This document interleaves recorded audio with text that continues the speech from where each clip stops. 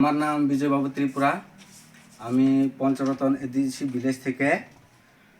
আমি নিউজে আসার কারণটা হচ্ছে যে গত 13 তারিখ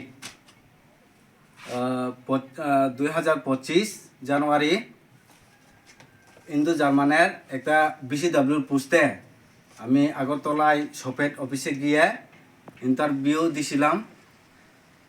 দেওয়ার পরে যে দেখি নামটা বার হয়েছে, লিস্ট বার হওয়ার পরে অন্য পঞ্চায়েতের একজন, মানে এই পঞ্চায়েত হচ্ছে রানীপুকুর এক পঞ্চায়েতের একজন, যেমন ওই দেখেন প্রীতিময় চাকমা নামে পেয়েছে।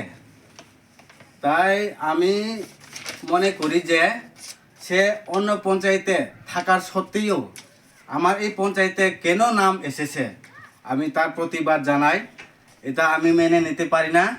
তাই আমি শপেট অফিস থেকে আমি তদন্ত করার জন্য আমি অনুরোধ করি।